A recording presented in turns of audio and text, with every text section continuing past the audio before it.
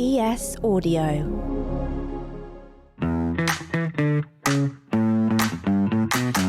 The Evening Standard Rugby Podcast with Lawrence Dallaglio, supported by Fuller's London Pride, official beer of Premiership Rugby. Support with pride.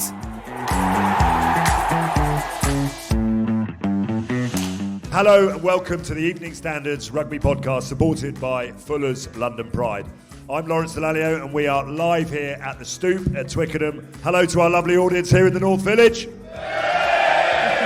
As usual, I'm joined by my wonderful and glamorous co-host, Sarra Elgan. Hi, Sarra. Hi, Lawrence. And from the Evening Standard, it's Steve Cording. Hi, Lawrence. We've also got a great lineup of guests who'll be joining us throughout the podcast, kicking off with Alex Dombrandt. Alex, hi. Hello. Okay, we've got plenty to talk about, guys, tonight. It's been another difficult week, hasn't it, for English rugby, with the news that Wasps has been suspended from the Premiership, and we will come on to that a little bit later. But first of all, gentlemen, let's get your reaction to the game against Leicester that we've just seen. Alex, from your side, wasn't pretty viewing right from the start, was it really? Yeah, it was a tough game. I think Leicester, coming off the back of a couple of losses, were always going to be looking for a bit of a response against Quins, and they did that today. I thought they were outstanding, and probably a frustrating afternoon for us. Just didn't quite click. Yeah, Steve, we'll get on to Quins now, but it was a really impressive 80 minutes, especially away from home for the reigning champions. Yeah, I've been slightly critical of Steve Borthwick and his team selection, but I think he got it spot on today. I mean, that red wall was just impenetrable. Their defence was superb, and they just never really gave Quins any chance. I'll be interested to see the stats on the line breaks, but wasn't really many, and at the end they were just resorting to chipping the ball over the top to try and get through, which was, champion performance by Leicester. Yeah, Lawrence was talking on BT pre-match, and he was saying how, the balance of both back rows were good, and it was going to be a real battle, and it was a battle. You were up against a pretty good Leicester back row combo today. Yeah, no, definitely. Their back row's phenomenal. I think Tommy Rafael's having the last couple of seasons of his life, really. And that battle of the breakdown's so key. I think you get a slight upper hand in there, you can really control the game from there, and I think Leicester did that today and obviously got their rewards from that. Talking about back rows, Alex, I suppose we should have an injury update from yourself, what you could tell us and when we might see you back in a Quins or hopefully an England shirt. Yeah, no, hopefully a couple of weeks. So we've got London. Yeah, so we got London Irish here in a couple of weeks, so hopefully be fit for that game. Good, and I know you're desperate to get back in an England jersey as well, but I feel like I want to talk to you about your time in Wales, given that I'm Welsh. I don't know if you've noticed. Yeah, you are the only Welsh girl in this village, so yeah. You represented Wales under-20s. Never an option for you to put the red shirt on? No, unfortunately not.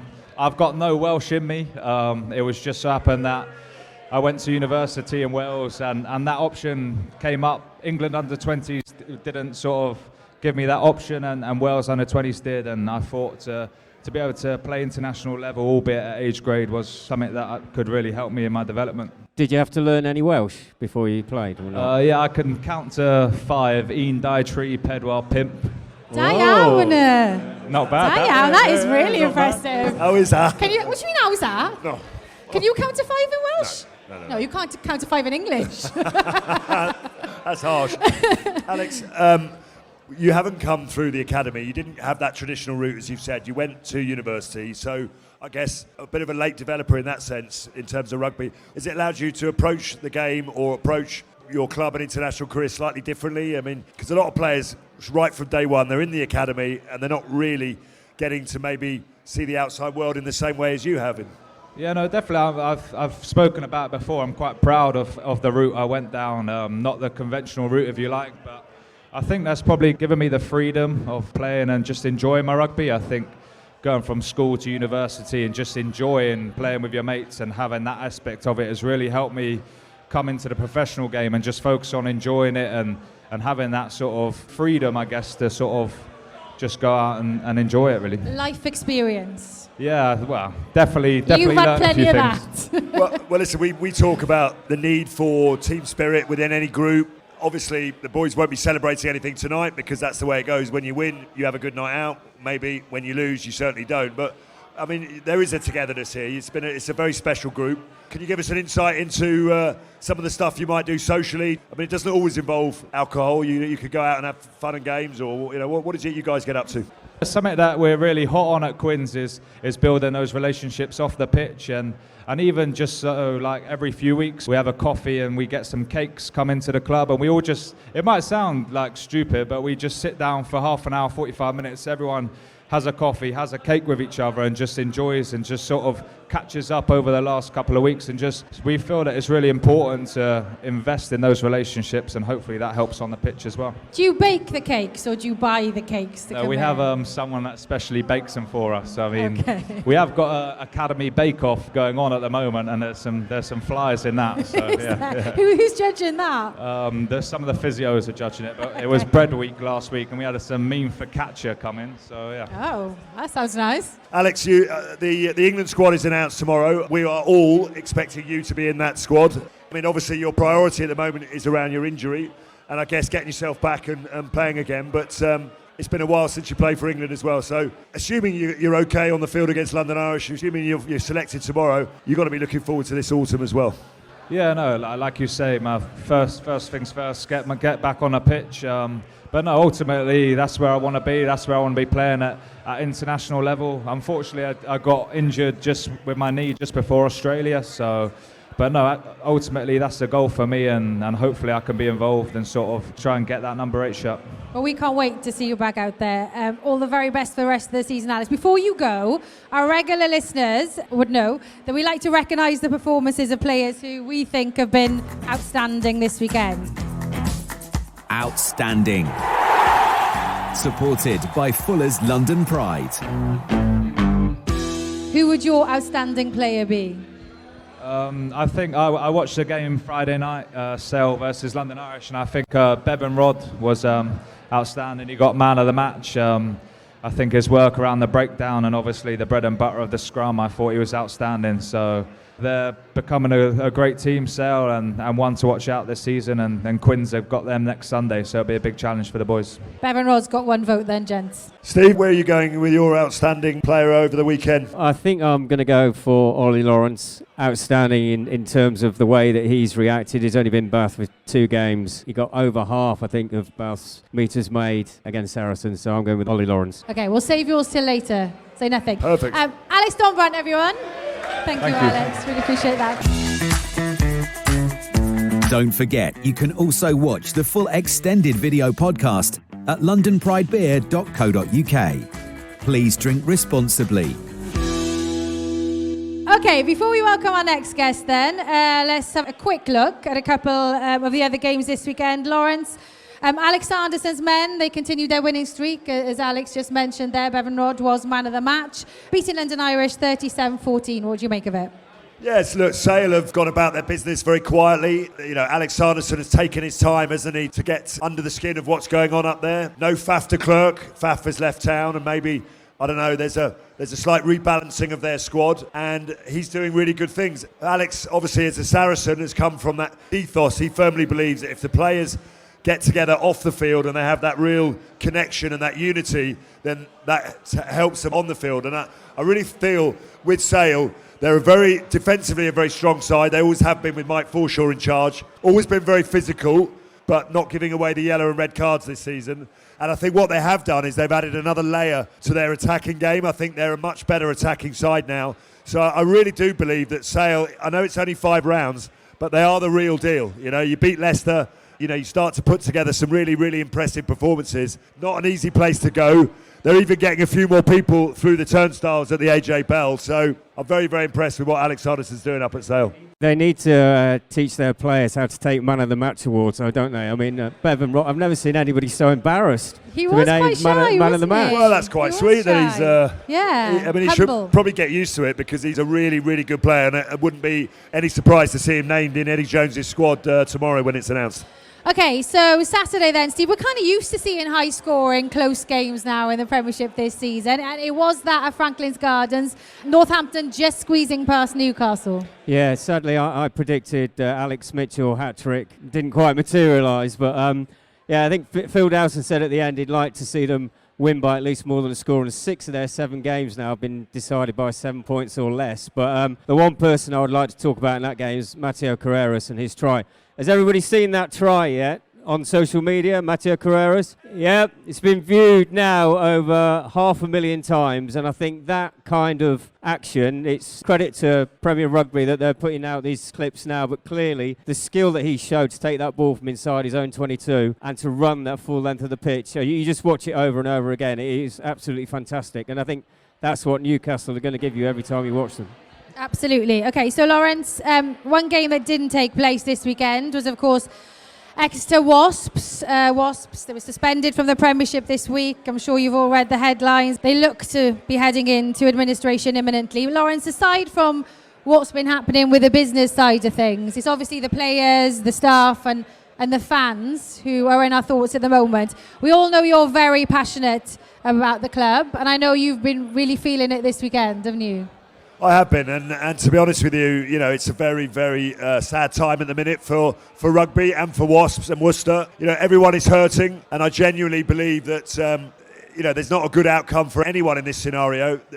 Our hearts go out to the players, staff, on all the operational side of both clubs, the communities of both clubs, the fans of both clubs, like yourselves here.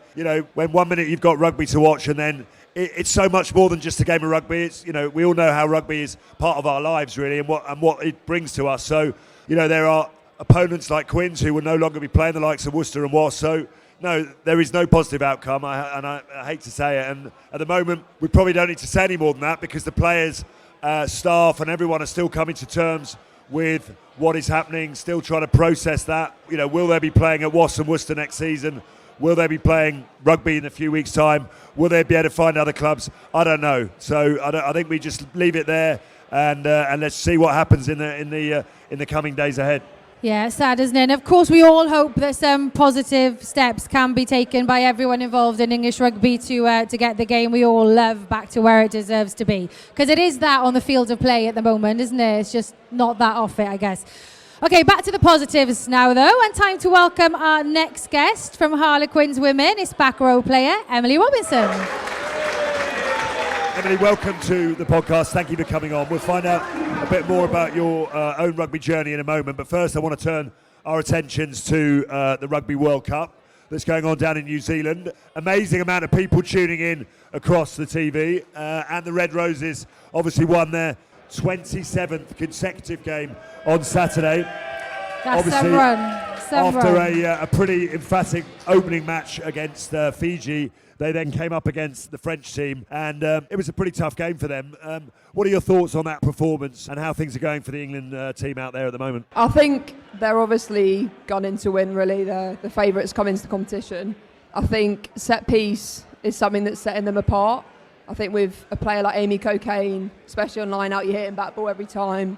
You can play exactly the way you want to play, whereas I think France getting those 50-50 situations, lost a lot of their scrums, lost a lot of their line out, kicking to compete a lot as well, which I thought wasn't always probably the best thing for them to build the phases. But in the same breath, I thought France's defence was really strong. Like the fitness to go that long, have that little possession and do that well, I thought was credit to them. It's just a shame they can't get more success.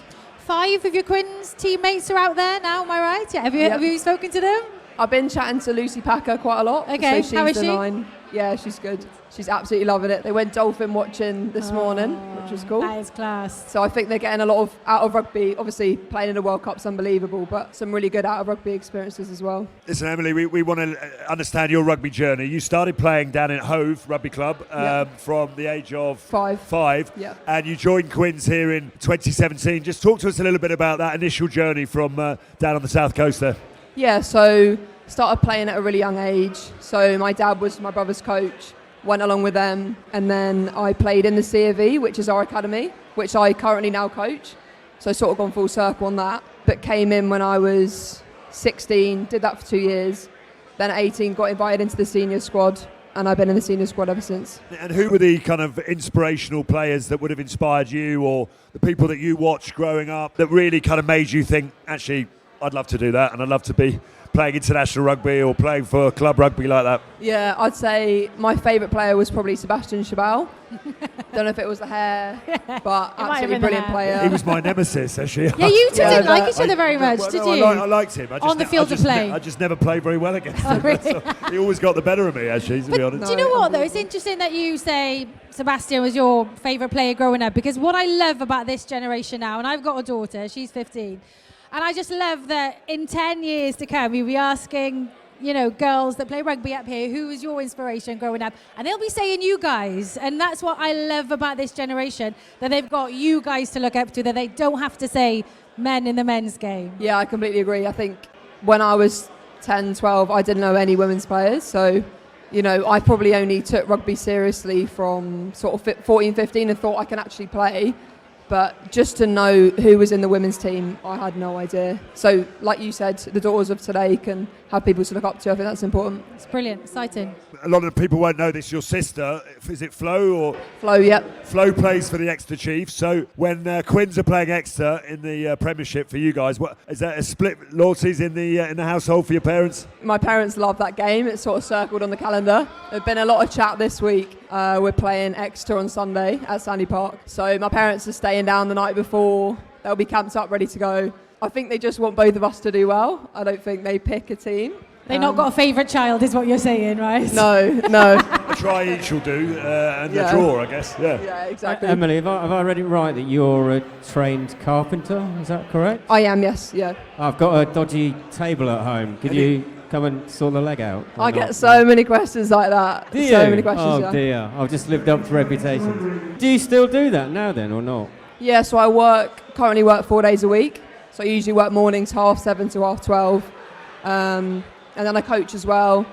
So I either coach and then come to training or go straight to training. Yeah, I love that. That's a proper experience. That is a proper journey. So credit to you for doing that. You were invited to be part of the Red Roses squad. Was it the wider squad that you had that experience? Yeah. What was that feeling like for you to be part of that group?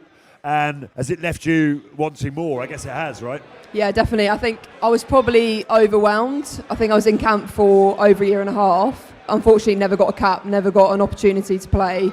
Definitely learnt a lot. I think if I work hard and hopefully get in again, I'll be in a better position to push on. I know we want to talk about England, but I want to talk about the Allianz Premier's 15s as well, because I would like to know what your proudest moment or what your favourite moment of your experience playing in that league has been so far. It has to be winning the Prem. I think it has to be winning the Prem. But every time I've played Chiefs has been quite special. Obviously, Flo probably playing here last year was probably one of my, I think it was last year or the year season before, one of my best games, and that was against Chiefs. And I've just got a very fond memory of that. And obviously at the Stoop, it's quite important to me to play here. So I loved your reaction all your reactions when you won. Was it Gloucester, wasn't it? It was a King's Home where you lifted the title. It was just, I don't know, I was in tears, Dombrandt was in tears, everybody was in tears. It was a real special moment, so I felt the elation there. Right, we're asking all our guests, before we let you go, we're asking all our guests to pick their outstanding player from the weekend's Premiership action. Out of all the games, who would your standout player be? Outstanding. Supported by Fuller's London Pride.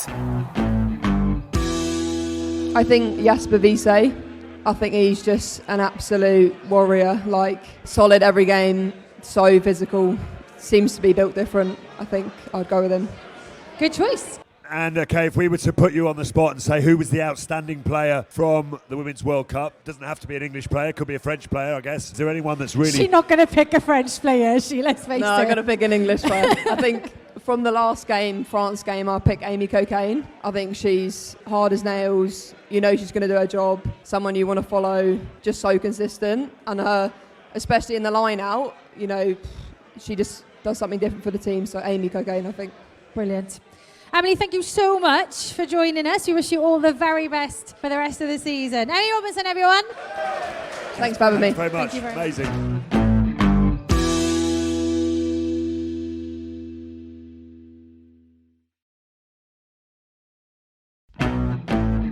The Evening Standard Rugby Podcast with Lawrence Dallaglio. Supported by Fuller's London Pride, official beer of Premiership Rugby.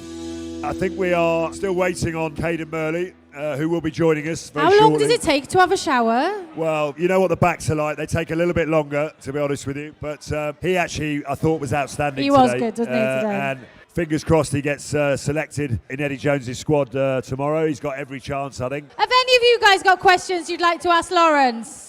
I just want to know, what would you prefer? Would you rather go to a 10-team league, or would you rather include the Welsh teams, pull them out and join the Premiership? Look at his face when you said include the Welsh teams. God, that's so rude. You've got issues, you have. I think there's obviously a lot of pain and heartache going across the rugby landscape at the moment. I've been involved in professional rugby ever since the game went professional. I was one of the first players in 1995 to give up my job and accept a professional contract. And I think we all knew then, well, we didn't really know what we were doing, if I'm honest with you. No one knew how many hours to train a day. No one knew how many days a week to train. We were kind of, just finding our way. And to be honest, the game has kind of been doing that ever since it ever went professional. And I don't think the model has ever been fixed right from the start. And we've just been kicking the can down the road ever since. Now, there's lots of words banded around in rugby, like player welfare, like structured season, like financial stability, all of these things. And they are words, but I think what we now need to do, this needs to be a moment in time where we actually do something about it. Clearly, the game needs a structured season.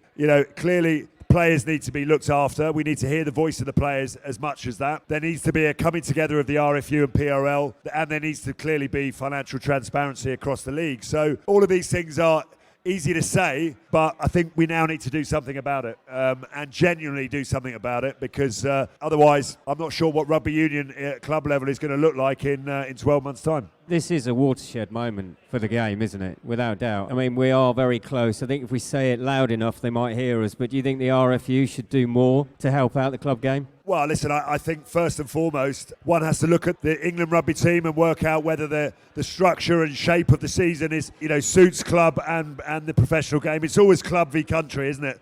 And the RFU will do what they need to do to ensure that they get the players for the time that they need them, and that they can obviously provide and create a very strong, successful and sustainable international game. But for me, the RFU have got this very difficult situation where they're the governing body of the professional game, and they run the community game as well. And the community game, let's be honest, is 99% of rugby in this country, and the professional game is only a very small percentage. So I think that is an argument which will run and run and run. But for me, the relationship between PRL and the RFU needs to become a much stronger one. I've got a question for you, Lawrence. What's that? How are you still going after celebrating your son's 21st birthday last night? So yes, my son Enzo was 21 yesterday. We may have had a little party last night. You might sound, my voice is a little bit gravelly. I'll just let you into a little secret about my son. He played at Richmond Rugby Club. I turned up just after I retired in 2008. And on the sideline was a very young Lewis Liner and a very young Jack Leonard. And my son played in the same Richmond rugby team as Lewis Liner and Jack Leonard. And you can imagine the poor father whose job it was to coach those under-8s then. Literally on the touchline was myself, Jason and Michael Liner. And we went, see how you get on with those three. And talk about being a chip off the old block, because Lewis Liner, even then, was long blonde hair. He could spiral kick off both feet. He could spin pass off both hands. You knew then that he was a very talented rugby player. Jack Leonard, Jason's son, went round punching every other child, right? Was sent to the naughty step very, very quickly. Enzo Dallaglio basically spent the whole game cheating, right? He was pulling tags off of everyone, not giving them back, and hiding them all over the pitch. So like father, like son, then. Absolutely, yeah. Like father, like son. But what I will share with you is one of my favourite rugby memories of my life, and I have many, was for the first time having the opportunity to take my son away on rugby tour, right? Because having been a professional rugby player, my weekends have never been my weekends, right? They've been playing rugby every single weekend. And that, I just wanted to be a dad for the weekend and be able to do the things that dads do. So I took my son Enzo off to Oxford and Bicester Harlequins. I think we went off on a 75 dads, mums, 75 lads. And I think it was the under-12s. I think Enzo was in by then. We had the most amazing couple of days, as we all do when we go on tour. And when we came back, my wife picked me up from the rugby club, Richmond, and Enzo comes running off the bus, and he goes and hugs his mum, and he says, "Mum, that was the best 2 days of my life." And she's obviously slightly pissed off by that, because she's going, your father's been missing in action for 15 years and you turn around and say, that's the best 2 days of your life. I get it. I then get off the bus, okay, and I'm looking slightly worse for wear, still carrying a pint of beer, and she looks at me and she looks at Enzo and she said, what time did your dad get in last night? And Enzo, very nervous, looks at me, looks at Mum and goes, Mum, what goes on tour stays on tour. I went, that's my boy. I bet you did. I said, he is a rugby player. I bet you did. Okay, guys, let's wrap up the rest of the weekend's action then. Lawrence, West Country Derby at Kingsholm this weekend. It was a really, really, really good game. It was a good game, and Bristol have been struggling of late. And Pat Lamb's trying to find reasons why they're not going so well. You know, they won their first 3 games of the season, then they lost to the Falcons, then they got absolutely punched in the nose, really, by Exeter Chiefs. And I thought they played probably the best they played. I think the introduction of Andy Uren at scrum half, coming off the bench, I thought he played magnificently, and they nearly did enough to win the game. It was a really high octane game. I think the ball in play time was over 45 minutes, which is incredible. They were really struggling. And listen, Gloucester have kind of just got themselves over the line. They were very, very impressive too. So yeah, I think both sides will take a lot from that. Gloucester 5 points, Bristol 2 points, but Pat Lamb unhappy with not winning, but probably feeling slightly happier with the performance. Steve, let's go to the Stonex then. Saracens, Bath. Saracens took it, 37 points to 31. But 4 tries apiece. Now, I'm not sure many would have called that before kickoff. No, a very, very scrappy, I think, performance by Saracens overall. I think they were lucky, really, at the penalty count, which was 14 to Bath, and Saracens only conceded 5 penalties, and that made all the difference. But, I mean, I've already picked him out as my outstanding player, but, I mean, Ollie Lawrence, 254 metres. Just outstanding. But if you get the chance again, another clip that's doing the rounds on social media is Owen Farrell catching up with Max Ajomo at the end and just showing that turn of pace, stopping potentially a try-winning score for Bath. I think Owen Farrell's warming up nicely for the Autumn Internationals. Well, let's get on to our next guest, and we saw him in action earlier on. He scored 2 tries today. He played exceptionally well in a tough performance for Quins. Let's give a huge Quins welcome to Cadan Murley. My first question is, how long does it take to shower, Cadan Murley? Yeah, I know. My mum always says it to me. She said, I can't believe you agreed to do that. You're going to be the last one out. Where's your mum? Is she here? Ages. You were right. So right. Congratulations, and thank you for producing such an outstanding son, by the way. and dad. Obviously. I know, but You've got to be careful what you say now, haven't you? Mum's over there. Listen, we let's go straight into the game, because you would have much preferred to sit here, having won the game, obviously. It's a tough day at the office today. I mean, sometimes you've got to hold your hands up and say, everything we did today, it just didn't happen for us. And, you know, Leicester were very good today, weren't they? Yeah, 100%. Leicester had their game plan, and they came hard at our breakdown and their line speed and put us under pressure, and we didn't adapt well enough. And that's what you've got to do. We obviously had an off week last week, but no excuses. We came out into this and we were excited. We were ready to put our game out on the park, but credit to Leicester, they stopped everything we tried to do. A brace of tries, though, for your good self. You look like you're loving life on the rugby pitch at the moment. Yeah, it's nice just to get on the end of it. I think when you've played with people for so long, you get partnerships and you know when they're going to throw it and stuff. So yeah, getting on the end of it's always nice. Which kind of leads me to my next question, because you came through the academy here, so you've got like quite close bonds with a few of the boys, right? Definitely.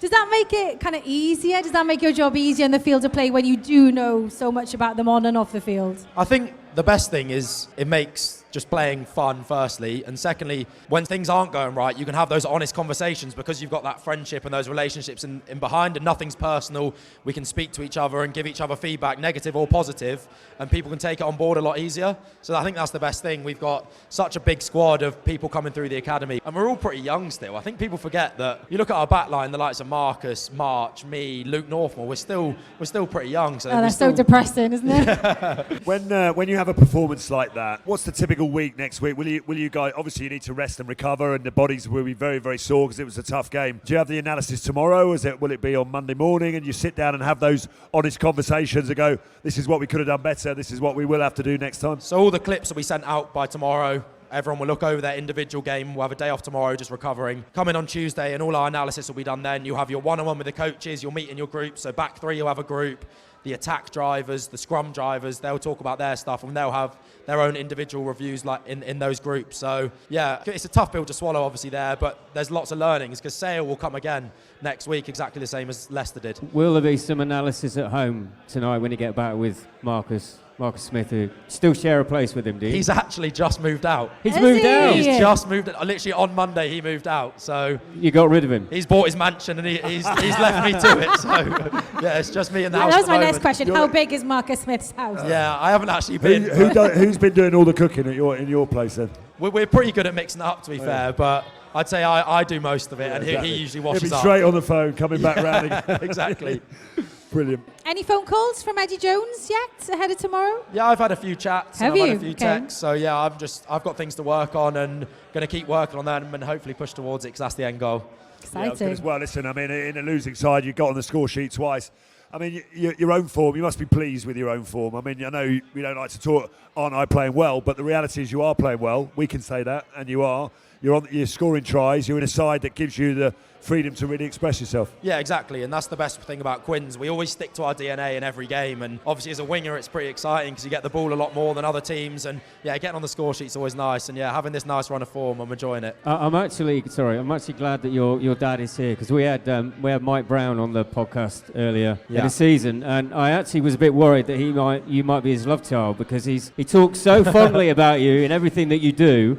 I mean, how much of an influence, obviously both from Salisbury Rugby Club? Yeah, both Salisbury boys. Yeah, so is that, how much of an influence was he on you when you were coming through the ranks? Oh, he was brilliant with me, and Brownie gets a lot of hate, but when he's working with young players, the likes of me, Lewis Liner, Lennox, he really took us under his wing and really helped us develop our games because when I first came in, I was a centre. I'd never played in the back three before, really, and he took me under his wing and all the analysis, helped me one-on-ones. He still sends me texts after the game being like, what were you thinking here, mate? So he still holds me to it, but yeah, he was a brilliant person to learn off because obviously he was the best in the world for years and years at what he did. Yeah, will he be sending you a text saying what happened at the end there when you're going for the hat-trick and you ran out of gas? I know. So close, getting hat-trick. Sarra comes from a rugby family. I know when I was playing, my mum and dad used to watch every game that I played, and the first debrief I used to have was with my mum. She told me what I did well, what I didn't do so well on the field. Do you have a bit of a debrief with mum and dad after the game? Yeah, mum's always happy and she's always smiling no matter the result, but my dad... Your mum is very glamorous.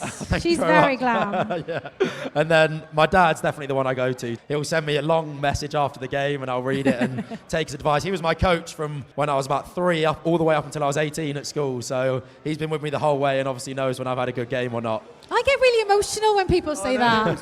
You know, when someone's made it and they say, my dad coached me all the way up, I always get really emotional. Anyway, so 7 tries. So am I right? 5 before today and 2 today? I don't know, I think so. Oh, you must count them, Caden. No, 6 or 7, I think. Your dad will know. Is it 7 tries now this season? Yeah. Yes. He counts every one of them. 7. Do you practice some of those finishes in training? Because they're quite impressive. The only time I've ever practiced finishing is when Hugh Tizard was here. He had this horrible habit of sliding in feet first.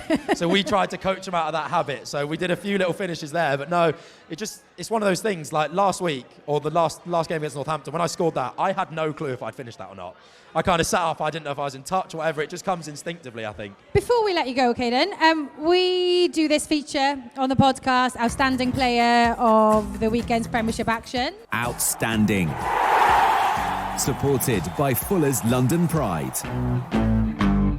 Who would you pick as the best player in the rugby you've seen in the Premiership this weekend? Ollie Lawrence. Oh, Without a doubt, Ollie Lawrence. He was unbelievable, and it's great to see him carving up and enjoying his rugby again. I've played with him a few times, and he's a freak. He's an absolute freak, and yeah, it was really nice to see him play really well. You haven't said yours yet. Who's your outstanding player? Do you know what? I guess I'll go for a player from today's game because I really enjoyed today's game in a funny sort of way. I mean, obviously I was saying lovely things about Leicester because they played brilliantly, and I think the back row was outstanding right across the board, and I think I named him as a Gallagher Premiership Player of the Match, but I think Tommy Rafael, in terms of a player's development, we love seeing players develop. He's been a player that's trajectory has been up and up and up. He's worked really hard to get in the Wales squad, got himself capped. He's now come back to Leicester, an international player. And rather than sit back and just sort of, enjoy that, he's actually really moved his game on. So I think for me, in what was a very, very competitive area today, we highlighted the 2 back rows. He was outstanding. So Tommy Rafael. Okay, quick look then ahead to next weekend. Just 1-word answers. if you like. Let's go. London Irish, Gloucester, Steve. Who are you going for there? Gloucester for that one, I think. Still building on, looking immensely strong. Yeah, definitely Gloucester. I'm going to ask you, Bath, Northampton. It's at the Rec. At the Rec. At the Rec. If they played the way they played against Sarra, I can see Bath doing the job. But Yeah, obviously they're getting Northampton, better. if it's dry, they can chuck it about as well. Exeter Saracens. Ooh. It's a I good guess one, it's isn't Sandy it? Park. Good game. It's in Sandy Sandy Park. Well, no love lost between these two, is there Yeah. really? It's going to be a tasty game. Right here, right now, I want to be in the Saracens dressing room, if I'm honest. Ooh, do you know? Well, look, I'm just looking at it from when you're gearing up towards an international season, you want to be playing your best rugby, right? And a lot of these England players are playing for Saracens, and they're about to hit top form. So the best way to do that is to play like a test match level this weekend. So I think, it's going to be very tough, but I think Sarries. Sale Harlequins, Steve, very quickly. I knew you were going to come to me on this one. I've got to say Harlequins, haven't I? Bounce Can't back say away anything win. else Caden winning try, although I jinxed Alex Mitchell last week, so I better not do that. You'll get 3 next week. You'll get the 3rd. Yeah. Okay, Caden, we're going to get a couple of questions from the audience before we go to Lawrence's quickfire questions. Anyone got a question? Great game today, but I think what I wanted to know is when you're coming against like Leicester today and had a great defence, what's going through your mind during the game of how to try and break that down? Because it just felt whatever you did, you couldn't get left, you couldn't get right, you couldn't go through the middle. So what was the chat on the pitch? It was pretty frustrating, but obviously you saw us try and put a few chips in because a team that comes in with line speeds, there's that big disconnect between the front line and the backfield. So we put a few little chips in to try and halt that a little bit and get them second guessing. Apart from that, we just need to be a step deeper, try and play round them. And when we actually got the ball into that second receiver's hand with a bit of time, the likes of Tommy Allen throwing lovely passes, Nick David came on and injected some pace in those wide channels. So we just need to be better at adapting to playing teams like this. Any more questions from the floor, guys? Oh, one behind you, Long. When you saw Nandolo came on and he went to march and swing, how big of a sigh of relief did you breathe? Yeah, he's a pretty big boy, but the thing is, Leicester use him well. They move him everywhere. So Marcus likes to swap out into the backfield when he's on, weirdly. So, but no, you've just got to embrace it and just hope you can trip him up in some way, shape, or form. No flies on Marcus. Okay, Lawrence. Yes. Your favourite bit? Tackled. Supported by Fuller's London Pride. We ask all of our guests your full name. Cadan Murley. Cadan Murley. No middle names, Mum No and Dad. middle names. No. Keep Yeah. it simple, like it. Favourite takeaway? Any form of sushi. Sushi. Celebrity crush? Anna de Armas. Ooh. You've seen the new Bond film, yeah. Who's that? People Googling that now as we speak. Yeah. What was the last movie you watched? Just Mercy, it was called. Just Amazon Mercy. Prime, yeah. What was that about? It was like a courtroom drama kind of thing. Oh, I like yeah, a it was courtroom quite good, drama. 2-hour journey home for you, Sarra. I know, I might go into that. What did you have for breakfast? What do you have? Game day breakfast? I had a smoked salmon, cream cheese, and avocado bagel. Oh, check you out. That's proper posh as well. What is your nickname? Shin. Shin. Pardon? Yeah. Shin. Shin. Just Shin. Okay. So when I was younger in the academy, I'm not the best kicker. So everyone would used to say I used to kick with my shin, and it literally just stuck. Are you sure it's Shin? Shin. Sure it's not something else? What is the best advice that you have been given, would you say? Oh, wow, that's a tough one. Just focus on yourself. Don't let the social media so big nowadays. Don't let what other people are saying about you try and take over. See, So Sarra, I told you that. Told you. just focus on your own game. Sarra's been getting a bit of hate on social media, as have I. So yeah. Today I have. I'm going to take that bit of advice and see from Yeah. Cadan. Who is the most famous person in your phone book? Probably pretty boring. Probably like a Joe Marler or Danny Kerr. Danny Kerr, Joe Marler. Okay, yeah. Who would play you in the film about your life? Oh, you got to back yourself, don't you? Don't say you haven't Course. thought about this. Let's go ever. for like Channing Tatum. Rating That is a yourself. very good Oh, call. good boy. Who is the funniest person that you know? Who's the funniest person in the Quins dressing room? Nick David. Is he? I don't think he knows. Right. 'Cause he's a bit of a weird fish, but he is hilarious. What makes him so funny? He's got a very dry sense of humour, and just some Okay. of the things he comes out of in situations, it's just bizarre, but very funny. Okay, that's Good cool. man. Are you a dog or cat person? Dog. Dog. Dog. And Sarah's got about 20 karaoke songs, but what's your... I do love a karaoke. What's your favourite... I mean, what's your go-to? karaoke When song? when you get capped for England. Yeah, what song will I sing? Oh, I don't know. I'll go for a rule of the world, but take that. Yes, Easy. Caden. Easy. See, take that or Backstreet Boys. You cannot lose. You can't go wrong. No. Can't go wrong. Okay. So good. Last couple. Favourite TV show? Just because I've just watched it. The Capture on BBC, if anyone's seen that. Boy, like that. What superhero would you most like to be? Oh, I'd have to say the Hulk. Exactly. And who, in your eyes, is the best rugby player of all time? Who was the person that really captivated your attention when you were growing up? Probably like a Christian Cullen. Oh, top The way he player. counter-attacked and all that. Yeah, I really like that. Brilliant. And I think I know the answer to this question. What was your proudest Premiership moment? It's got to be winning the title. Yeah, winning the title that Listen, COVID that was year. amazing. They enjoyed that as well. Caden, thank you so much. No, We're going to thank let you you. go back to your family Thank you now, very back to your much. teammates. Round of applause to Caden, please. Thank you. Thank you. Thanks, Thank you. Caden. Okay, so that's it then. That's all for this special episode of the Rugby Podcast. Our thanks to everyone here at Harlequins. Thank you, guys. Thanks for making us so welcome. And thanks for sticking around. I know it's a tough ask after a game like that. And thank you also to Fuller's London Pride. And a big thank you to our special guests, Alice Dombrandt, Emily Robinson, and Cadan Murley. A round of applause for them, please. Absolutely. And don't forget that you can watch the full episode of this podcast at londonpridebeer.co.uk. But from Lawrence, Steve, and myself, we'll see you next time. Thanks, guys. Thank you. Thank you. The Evening Standard Rugby Podcast with Lawrence Dallaglio. Supported by Fuller's London Pride. Official beer of Premiership Rugby. Support with pride.